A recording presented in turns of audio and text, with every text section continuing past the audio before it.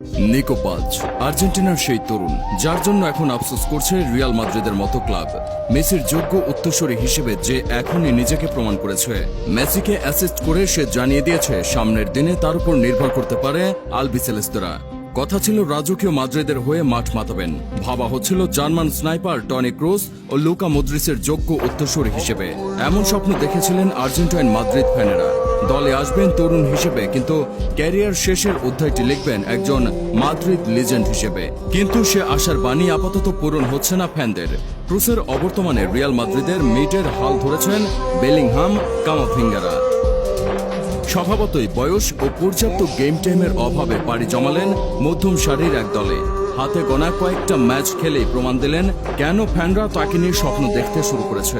প্রতিভাবান আর্জেন্টাইন তরুণদের নিয়ে লম্বা একটা তালিকা করা সম্ভব। সে তালিকায় উপরের দিকে রয়েছেন নিকো পাজ। এর আগে 21 বছরের এনজো ফার্নান্দেজ এরই মধ্যে বিশ্বকাপ জিতেছেন। ম্যানচেস্টার ইউনাইটেডে আছেন তরুণ লেফট উইঙ্গার গার্নাচো। তরুণ ভ্যালেন্টিনো, থিয়াগো আলমাদার আছেন ভবিষ্যতের তারকা হওয়ার তালিকায়। আর সবার মধ্যে নজর কেড়েছেন মাদ্রিদ একাডেমি বয় 20 বছর বয়সী নিকো পাজ। রিয়াল মাদ্রিদের হয়ে প্রথম ক্যারিয়ারের শুরু করেন তিনি। কোপা দেল রের ম্যাচে Real Madrid coach Carlo Ancelotti তাকে দলে রেখেছিলেন।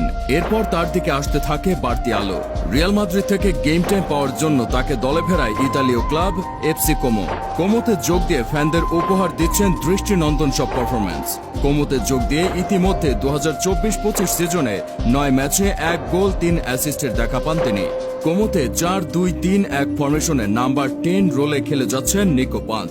পয়েন্ট টেবিলের তলানিতে থাকা এফসি কোমোকে এগিয়ে নিয়ে যাচ্ছে পয়েন্ট টেবিলের উপরের দিকে।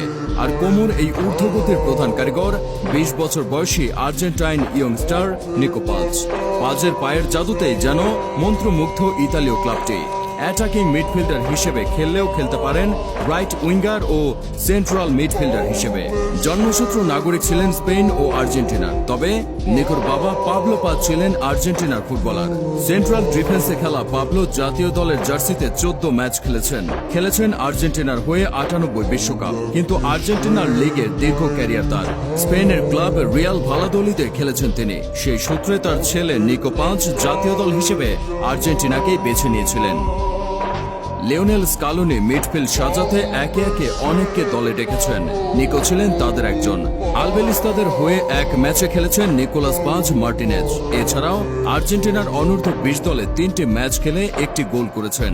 সব ঠিকঠাক থাকলে নিকো হয়ে উঠবেন আর্জেন্টিনার মিডফিল্ডের প্রধান কাণ্ডারি। নিকো পাজের ফুটবল ভবিষ্যৎ উজ্জ্বল মনে করা হচ্ছে। তাকে ভবিষ্যতের আধুনিক মিডফিল্ডার মনে করা হয়, যে মাঠের অনেকটা জোরে খেলে।